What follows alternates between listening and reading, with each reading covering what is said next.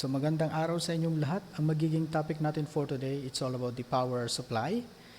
Napaka-importante pag-aralan natin yung mga different power supplies na ginagamit natin doon sa iba't ibang equipment sa ating mga industries, facilities, and mga factories, ganyan. Kasi nga, yung ating mga equipment and devices, dapat makareceive sila ng sapat na voltage, sapat na kuryente, sapat na power para sila ay gumana effectively and also efficiently. Now, we have different power supplies that are being used. Kasi nga, yung different equipment na nangangailangan din sila ng mga different voltages, different current, and different powers. So, ang unahin natin dito yung mga family of power supplies. Ang pinakauna po dyan, that is the linear power supply.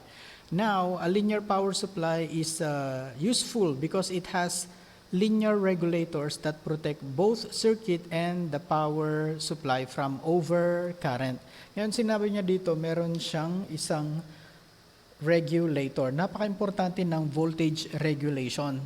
Ngayon, kapag ang isang power supply kasi na hindi siya regulated, wala siyang voltage regulator, nagva-vary din yung kanyang output. Lalo na kung ang ating input supply sa voltage ay nag-fluctuate. Kapag sinabi natin nag-fluctuate, so nag-iiba-iba yung kanyang value.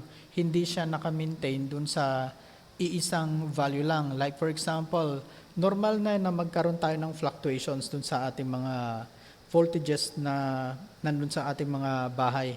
Yung 220 volts na yon, hindi siya constant na 220 volts. Nagbabago-vary, nagbabago-bago yung kanyang level nun. Like for example, pwede tayo magkaroon ng higher voltage. Sabihin natin, instead na 220, napunta ng 222, 225. Tapos pag nagkakaroon naman tayo ng low voltage, pwedeng pumasok niya ng 219, 215 volts. So, hindi constant yung ating supply kasi nga, yung system, yung grid na tinatawag, nagkakaroon ng fluctuations doon. So, nagkakaroon din ng fluctuations doon sa ating mga voltages sa ating mga bahay.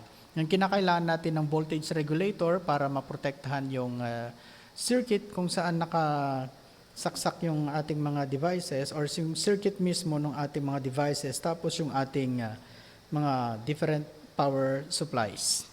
Ngayon, we have here a simple circuit, simple illustration ng ating circuit for the linear power supply. Una muna dyan, we have the input voltage. So, nakalagay dito 220 volts. Now, we have a transformer. Ang trabaho ng transformer, nagta-transform siya from the word itself. Nagta-transform siya ng one value of voltage to another value. Like for example, kinakailangan natin ng 24 volts para dun sa mga control systems ng ating facility. Ngayon, yung trabaho ng transformer, yung 220 volts, itra-transform niya into 24 volts. So, may mga devices tayo na nangangailangan naman ng 12 volts, 9 volts, 6 volts, 1.5 volts, 5 volts. So, yun po yung trabaho ng transformer. Na yes, meron siyang input na 220 volts, but kaya niyang baguhin yung voltages na ito, okay, para dun sa different applications naman na pangangailangan natin. Okay, ngayon meron tayong rectifier. Anong trabaho ng rectifier? So yung output na voltage ng ating transformer, that is alternating current pa rin in nature. Kaya ang gagawin ng ating rectifier, i-convert niya into direct current yung alternating current dito. Like again, ulitin natin, meron tayong 220 volts. Transform niya into 24 volts output niya, ngunit yung output ng transformer, that is still alternating current. Ang trabaho ngayon ng rectifier ay i-convert niya into into direct current. So like for example, here we have, ito yung input natin. Next, yung ating rectifier, i-rectify po niya yan. So ito na po siya. So tatanggalin lang po niya yung ating negative dito para magkaroon tayo ng diretsong positive na output. Next, we have here a capacitor. Ang trabaho naman ng capacitor ay mag-filter siya. Ano yung sinasabi natin na mag-filter siya? Okay, tignan natin yung output dito ng ating rectifier.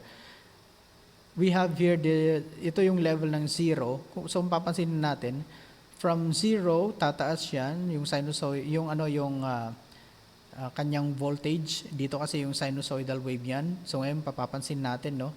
Meron siyang wave. So, from off, nag-on yan, pero mag-off pa rin siya pagdating po dito sa point na to. Next, mag-on ulit yan, mag-off. On, off, on, off. Hindi po ito yung klase ng output na pwede nating ibigay dun sa ating mga equipment. Kinakailangan kasi natin direct current. Yes, direct current, ngunit hindi yung ganitong klaseng direct current na nag-on and nag-off. So, hindi gagana ng maayos yung mga electronic components and yung mga devices natin. Kaya ang trabaho ngayon ng ating capacitor is i-filter out niya yung ating signal output ng ating rectifier. So, eto na po siya. Eto po yung nag-on and nag-off na output ng rectifier. Pero, because of using the capacitor, i-filter out po niya yan. Ito yan. So, pag na-filter out niya yan, matatanggal na po yung kanyang pag-on and pag-off. So, kung titignan natin yan, yes, sabihin natin, nagbabago-bago pa rin yung ating value ng voltage, pero naiwasan na po natin yung pagkakaroon ng on and off. Tapos, nandito na lang siya sa mas mataas na level, yung ating voltage. Ganyan po.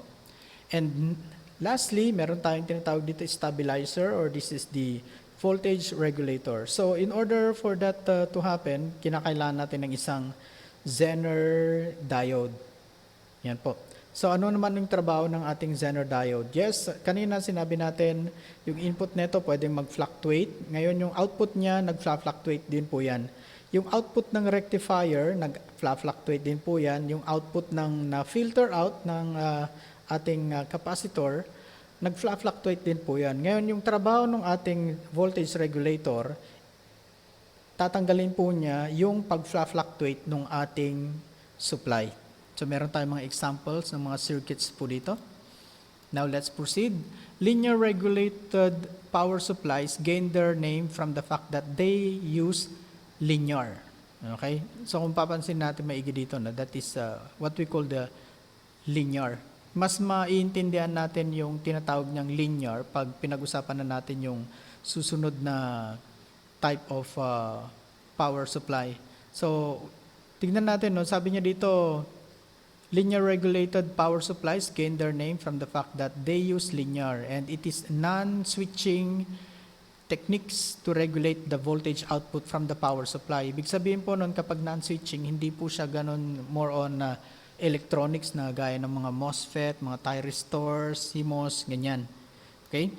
Adjustable linear power supplies are essential test equipment for the laboratory and service shop that requires precision. So, hindi lang po sa mga laboratories na nagagamit yung mga linear power supply. So, even dun sa mga testing ng mga equipment, pwede nating gamitan ng mga adjustable linear power supplies. And sabi pa dito, yung tinatawag niyang adjustable, no, meron tayong analog and digital doon. Pwede tayong mamili ng level of voltage. Sabihin natin, meron siyang 36, tapos pwede nating ilagay sa 24, pwede nating ilagay sa 12, 9, 6, 5, 3, and 1.5 volts. Ganyan po yun. Okay? Next, linear power supplies are heavier. So, mas mabigat po ito compared with the switching power supplies. Although they can carry the same power rating. Yun lang po yung yung medyo disadvantage ng linear power supply. So mas mabigat po siya compared with the next type, which is the switching power supplies. Okay, so application ng ating mga linear power supplies, we have microprocessors, tapos yung mga keyboards and mga disk drives. Dahil take note, yung mga devices and equipment and components na ito, kinakailangan nila ng constant amount of voltage. So, hindi po pwede sa kanila yung nagva-vary na klase ng power supply. Now, let's go to switching power supply. So, it is lighter and smaller in packaging than the linear power supply. Yan. So, ito, nakikita natin ito dun sa mga CCTV. Pwede rin natin makita yan dun sa mga loob ng iba't ibang mga equipment. Okay, mas madaming electronic components po ito, kaya nga siya tinawag na switching power supplies dahil gumagamit siya ng mas maraming electronic components than the linear power supply. So ngayon, sabi niya dito, the switching power supply offers the same power rating as the linear. Ngunit, again, ang advantage ng switching power supply is that mas magaan po siya compared with the linear power supply. So the definition of a switching power supply is an electronic device that converts and regulates the voltage of electrical power. So nare-regulate pa rin niya yung voltage output. Ngunit again, mas madami pong mga electronic components na ginagamit ang switching power supply. Okay, the switching power supplies are much lighter, more efficient, durable, and have limited high frequency noise due to the design. For this reason, the switching power supplies are not suitable for high frequency audio applications but are great for high power applications. Yan. Actually, yung ating mga switching power supplies, mas nagkakaroon siya ng mga noise as compared with the linear power supplies. Although, ang advantage ng mga switching power supplies, pwede natin silang gamitin sa mga higher power applications. So, pag sinabing higher power applications, mas malaki po yung kuryente na pwede nating gamitin as compared with the linear power supply. Ngunit, itong mga to ay not suitable for high frequency audio applications dahil nga po sila ay pwedeng mag-cause ng mga noise. Yung noise na yon, yung mga sa signal na yon na nag-a-appear po doon. Okay, so a switching DC power supply, also known as switching mode power source or power supply, regulates the output voltage through a process called pulse width modulation, or that is PWM. So the PWM process generates some high frequency noise. So sabi natin kanina, nagkakapag-generate ito ng high frequency noise. Ngunit it enables the switching power supplies to be built with very high power efficiency as compared with the linear power supply. So dun sa mga equipment, kinakailangan nating alamin ano nga ba yung properties na meron yung mga equipment natin nang sa ganon, mas maging efficient. So kung kung dapat bang linear or dapat yung switching DC power supply ang gamitin natin. Okay, so typical applications for switching DC power supplies include general purpose use including the R&D, manufacturing and testing, high power or high current applications. You also have the communication systems, mobile stations, network equipment, etc. Yung sa electroplating, anodizing, electroforming, electrophoresis, etc. So meron din tayong battery charging and equalization for lithium-ion batteries, aviation, marine, and vehicle batteries. So, sa mga charging po ito. Ngayon, meron din tayong ginagamit din po natin ito sa electrolysis, water treatment, hydrogen generator, fuel cell application, etc. And also DC motors, slot cars, aviation, and marine applications, etc. So napakadaming gamit ng mga switching DC power supply. Yung mga nakalagay po dito na examples, i-discuss po natin ito dun sa ibang mga topics para mas focus lang tayo doon sa ating topic right now, which is the types of yung mga power supplies. Okay, puntahan naman natin itong unregulated power supply. So kung meron tayo ng mga dalawa, yung sa switching and linear, regulated po sila. Ngayon, pagdating naman po natin dito sa unregulated power supply, so wala siyang kung papansinin natin dito, no, wala na yung ating Zener diode. So, ibig sabihin, yung output neto, hindi na po siya regulated. So, kung nag-fluctuate yung supply, mag-fluctuate din po yung ating output dito. Okay, so these are designed for high current applications at a low cost. At a low cost kasi nga hindi na natin kinakailangan ng voltage regulation. Tapos yung mga equipment na nilalagay natin dito, hindi na nagre-require ng full regulation. Ang iba dito na pwede nating paggamitan, yung mga solenoids, yung mga relays, mga magnetic contactors, yung mga electronic relays, na pwede naman silang gumana na kahit hindi na nare-regulate yung kanilang voltage supply. So meron din tayong mga DC motors. So mga DC motors, syempre ito yung mga hindi nangangailangan ng voltage regulation. Okay, again, na ito pwede silang gumana na kahit nag-fluctuate, dahil kapag nagbago yung voltage source, pwedeng magbago din yung kanilang torque and at the same time yung speed ng mga DC motors na ito. So like for example, yung mga applications ng pumps na hindi naman natin kinakailangan ng talagang constant yung kanilang supply, you like water pump sana, so hindi na natin kinakailangan yun ng regulated power supply. So okay lang sa nila. Okay, even doon sa mga sabihin natin doon sa mga elevators, tapos yung escalators, yung mga meron tayong mga conveyors doon sa mga industries na hindi naman na natin kinakailangan na dapat sobrang constant yung kanilang voltage or yung pagtakbo. So, okay lang na unregulated power supply yung ilalagay natin doon. Ngunit sabihin natin kung doon sa mga applications na kinakailangan na constant yung pagtakbo ng mga conveyors, tapos yung mga pumps dahil kinakailangan natin ng, sabihin natin yung isang fluid na sensitive na dapat saktong-sakto lang ang dapat mailagay niya. So, ibig sabihin noon, yung puntahan natin yung regulated power supply. So, lamps, yung mga ilaw natin.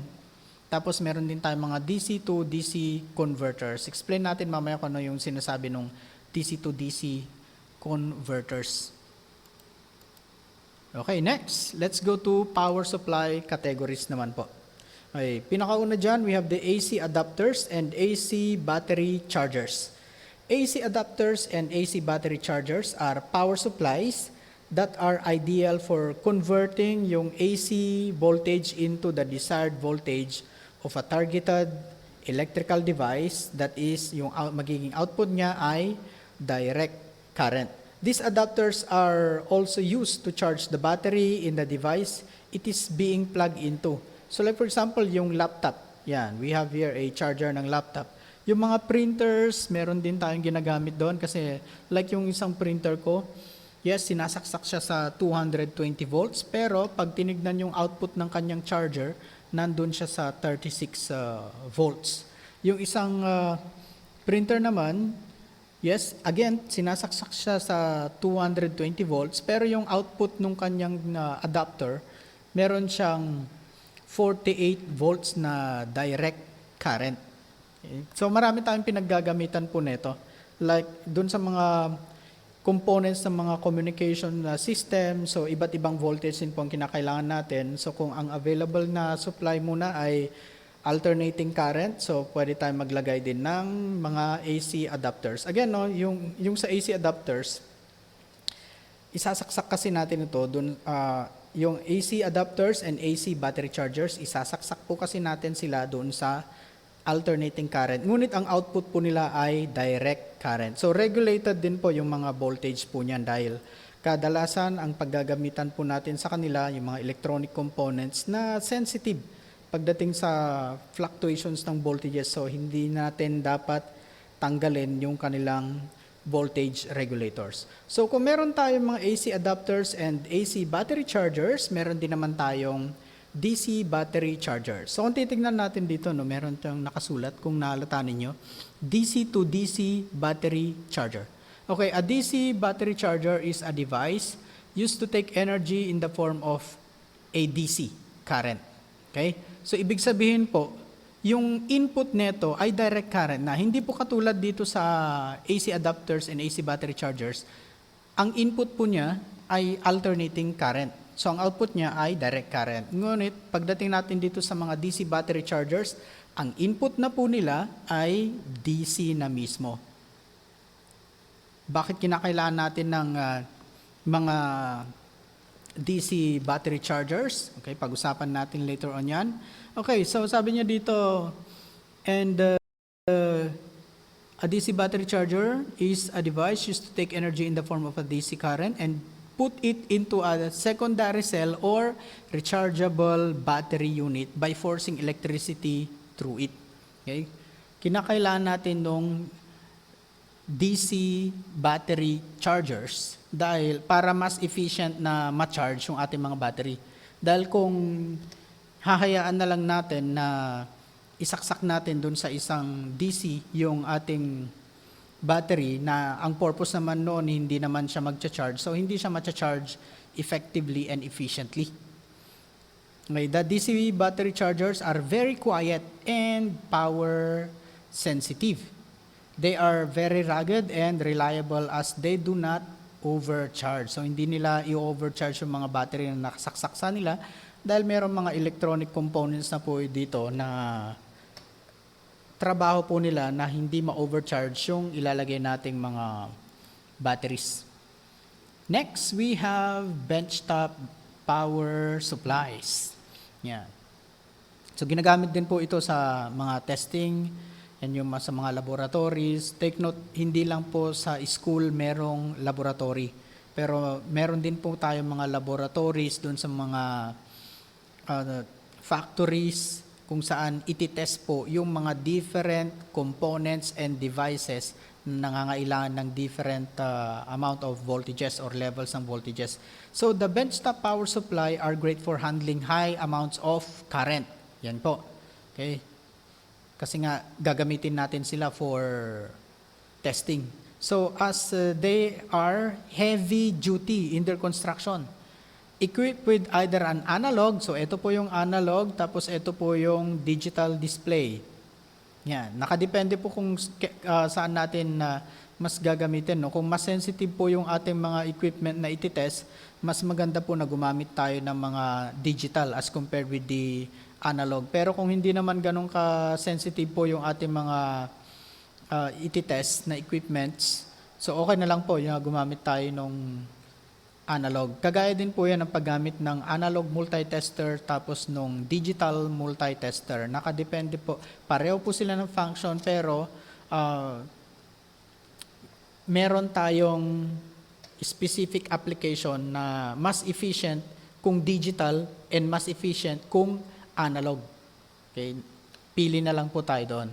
Okay, so the benchtop power supply also features multiple outputs and binding post terminals. So meron tayong mga terminals, tapos meron tayong sinasabi niya dito multiple outputs. So pwede tayong mamili ng mga voltage levels, tapos yung mga kuryente, pwede rin natin silang i-test po doon.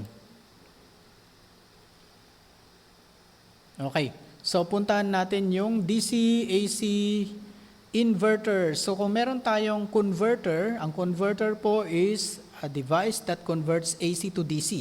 So meron din naman tayong inverters, that is a device that converts direct current naman po into alternating current. So true sine wave inverters are made purposely for powering computers and other electronics in mobile and off-grid locations. So like for example, meron tayong solar panel sa off-grid, yung malayo po dun sa mga pwede nating pagkuhanan, yung mga supply.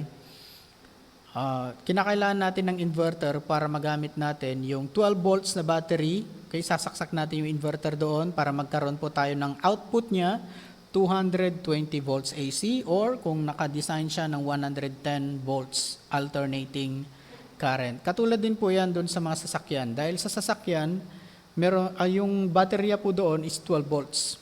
Ngayon, kung kinakailangan po natin ng alternating current, so kinakailangan natin maglagay ng mga inverters. It is also the same dun sa mga substations, tapos dun sa mga barko, dun sa mga factories, mga industries. wherein meron silang battery bank. Yung madaming batteries po yun, na yung capacity po niya pwede siyang mag-load ng madami. Okay? Although hindi niya pwedeng supplyan yung buong substation or buong industry or yung buong facility, buong factory, pero kaya lang po niyang supplyan yung mga essential loads or yung mga important loads like kagaya ng mga ilaw, kagaya po yan ng communication, tapos iba pang mga essential loads natin, pero ang gagamitin natin ay yung battery. Ngayon, meron tayo doong, like for example, dun sa pinagtrabahuan ko dati na substation, merong battery bank doon na 24 volts at saka 60 volts. Okay? Ngayon, yung 24 volts, meron silang ilalagay na inverter para yung 24 volts direct current magiging 220 volts alternating current. Ngayon, para naman dun sa 60 volts, meron siyang inverter. Ang gagawin po niya, yung 60 volts na direct current, ang magiging output po ng inverter na yon ay 440 volts na alternating current. So it is also the same dun sa mga ibang mga facilities and industries na gumagamit ng mga battery banks. Okay, so let's go to DC converters naman po tayo. So it either steps up or steps down the voltage for a given purpose or a set current regulation. So ito po yung mga examples ng mga DC to DC converters. Sa mga electronics po natin, madalas na makikita ito. Ngayon, ano ba ang gamit ng ating mga DC to DC converters? So meron tayo dito isang system, okay? Meron tayong 100 volts AC dito. Or sabihin natin, pwede rin naman natin gamitin yung 220 volts, 110 volts, ganyan po. So meron tayong converter, AC to DC converter. Ngayon, 12 volts ang output niya. Kung papapansin nyo dito, 12 volts ang output niya. Ngunit, kinakailangan nating gumamit ng dapat magkaroon tayo ng 1.8, 3.3 volts, and 5 volts para dun sa ating mga integrated circuits. Ang ating DC to DC converters, ang advantage po niya, wala po itong transformer. Hindi po gaya dito, merong transformer yung converter na from 220 volts or 100 volts alternating current down to 12 volts direct current. 12 volts. Okay? Ngayon, meron na lang siyang mga rectifier, tapos yung mga filter and voltage regulator para makapaglabas po siya ng 12 volts direct current. Ngayon, ang gamit ng DC to DC converter, yung direct current, i-convert po niya into another voltage. Like dito. Ngunit hindi na siya gumamit ng mga transformer to transform the voltage from one value to another. Electronics switch na po yun. Pwede po siyang gumamit ng ating mga yung mga circuit na voltage multiplier. Ganyan po yan. Okay, para ma-attain po niya or kung dun sa mga step up po yun. Okay, dahil meron tayong step up na DC to DC converters. So meron din naman tayong mga step down transformers, so pwede siyang gumamit ng mga electronic devices or components para maibaba po yung 12 volts into 5 volts. Ngayon meron ako dati yung isang charger ng phone na ginagamit po noon pa po. Alam natin na yung mga phones natin 5 volts po yon. Ngayon, meron yung device na yon, pwedeng i-charge or gamitin yung 1.5 volts para i-charge yung cellphone. Alam natin na kapag charging, dapat yung i-charge mo, mas mababa yung kanyang voltahe as compared with the charger mo. Okay? So, hindi natin talaga naman kayang i-charge yung 3.7 volts na battery ng ating cellphone gamit ang 1.5 volts dahil mas mababa yung 1.5 volts. Pero meron tayong gagamitin na DC to DC converter, yung 1.5 volts, i-convert po niya into 5 volts. So kapag na-convert na into 5 volts, pwede na po nating isaksak yung ating cellphone doon. Matcha-charge na po yung ating mga cellphones dahil mas mataas na yung kanyang voltahe, yung charger niya as compared with its battery. Ganun po yun.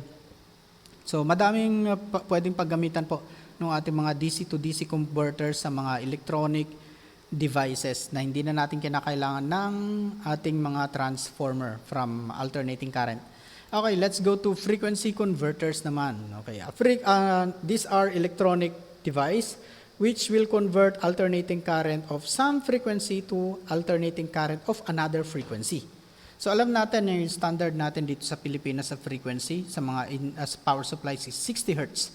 Ngunit what if kinakailangan natin ng 400 Hz para yung pagtakbo ng mga motor natin ay magiging mas mabilis or yung paggana ng mga ibang devices natin mas magiging maayos. Like for example, yung equipment natin kinakailangan niya ng 220 volts na supply, voltahe yun, ngunit instead na 60 Hz, kailangan niya ng 100 Hz. So ang kinakailangan natin gawin, we have the frequency converters. Meron din naman tayo mga tinatawag na variable frequency drives. Okay, again, ulitin ko, variable frequency drives. Ang gamit po noon, pag-control po siya ng mga 3-phase motors na magva-vary yung kanyang voltage, ay yung kanyang speed. Nagva-vary yung speed ng 3-phase motor na yon dahil nagva-vary ng frequency yung ating supply. Mas pag-aaralan natin yon for our topic about variable frequency drive. Pero again, meron siyang, nagva-vary siya ng frequency nang sa ganon, mag-vary yung speed ng motor. Okay? So now, let's go to selecting the correct power supply. When selecting a power supply, it is helpful to know the power requirements. So, kinakailangan muna nating tignan yung sa may equipment natin, ano ba yung nakalagay sa kanya na voltahe. Kasi baka mamaya, accidentally na isaksak natin yung 110 volts doon sa 220 volts na supply. So, pwede siyang pumutok. Or sabihin natin, yung electronic device pala na yon, kinakailangan lang niya ng 12 volts, ngunit naisaksak mo siya doon sa isang 24 volts na supply. So, hindi, puputok na yon. Okay, masisira na siya. Okay sana kung meron siyang mga protective components doon sa loob na ikakat niya yung kanyang power supply kung mali yung kanyang power supply. So, okay lang yon. Pero what if wala?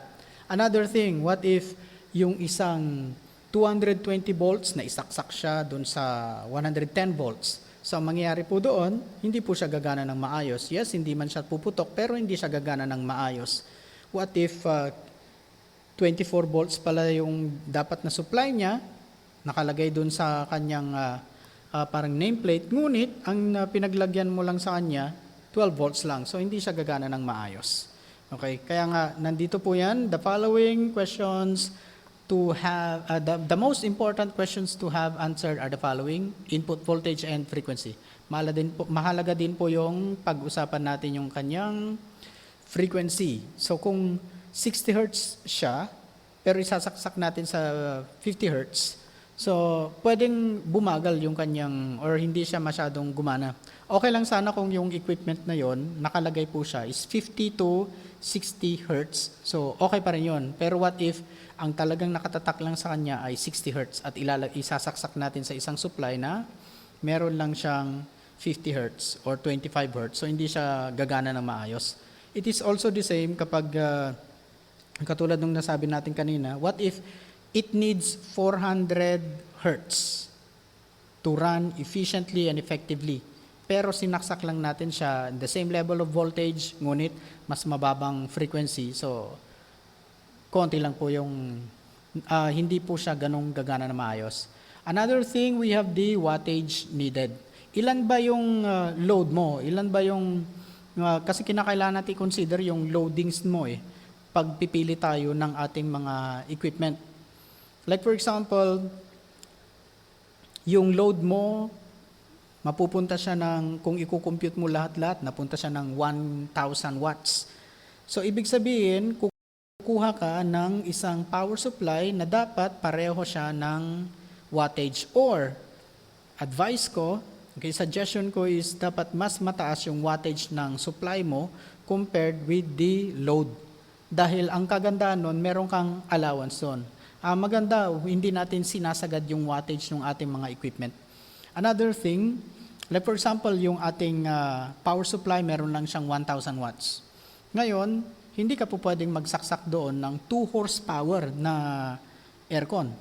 Dahil ang 1 horsepower is 746 watts. So times 2, ilan na yon? So it's more than 1,000 watts. So hindi pwedeng ma-overload yung ating power supply. Kagaya nung isang nangyari one time, yung isang power supply meron lang pala siyang 50 watts. Tapos nagsaksak sila ng napakadaming loadings ng mga computers, and then bigla-biglang nangamoy yung power supply. Kasi nga ang wattage lang niya ay 50 watts. So ilang computers, desktop pa man din yun. Okay, yung mga sinaksak. So nag-overload ngayon yung power supply. So it is also the same again, no, yung another example, another scenario. Like yung power supply mo, meron ka lang 1,000 watts. Ngayon, tignan maigi, i-compute maigi, ilan yung wattage ng mga loads na nakalagay doon. Like for example, ang loads mo doon, mga ilaw, mga electric fan, computers, and etc. Tapos tignan natin ilan yung wattage kapag pinag-plus natin lahat-lahat ng mga equipment. Kakayanin ba ng power supply natin? Dahil kung hindi kakayanin, it's better bili tayo ng mas mataas na wattage ng power supply. Okay, number 3, we have the number of outputs, which is related po doon sa wattage that is being needed. Yan, kasi nga, pwedeng mag-vary-vary kung walang voltage regulator yung ating supply, pwedeng mag-vary-vary yung kanyang voltage output. Ngayon, kinakailangan nating tignan maigi, ilan ba yung number ng isasaksak natin. Like for example din, meron tayong mga electric fan. Sabihin natin, yung electric fan mo, 40 watts, 60 watts, ganyan. Tapos, ilang electric fan ang pwede mong isaksak doon sa isang 1,000 watts na power supply. So, it is also the same. What if ang isasaksak natin instead na electric fan, let's say, meron tayong ilaw. Ilang ilaw ang pwede nating isaksak doon sa isang power supply na 1,000 watts or 600 watts. So, tignan nating maigi po kung ilan loads. Okay, meron din tayong voltage of each output. Ito pagdating natin dun sa mga nag-vary, no? May mga variable choices tayo. May mga options tayo ng different levels of voltage. So like for example, meron siyang 12 volts, meron siyang 24 volts, meron siyang 9 volts. Baka naman mamaya dalawa lang yung voltahe niya, meron lang siyang 12 volts, tapos meron lang siyang 24 volts. What if kinakailangan mo ng 5 volts? Ang nakalagay lang doon, 9 volts, 12 volts, 24 volts, 36 volts. Kinakailangan mo ng mas mababang voltahe na 5 volts. So, kuha ka ng ibang supply na meron siyang 5 volts. Kasi meron naman yung mga supply na ang output niya 5 volts lang. Okay, meron din naman yung iba, ang output niya meron siyang 12 volts at meron din siyang 5 volts. Like for example, yung integrated circuits, ang input po niyan and output po niyan ay nasa 5 volts lang. So hindi natin pwedeng isaksak sa direct dun sa ating mga 12 volt supply unless meron tayong DC to DC converter na meron siyang from 12 volts to 5 volts. Ganun po.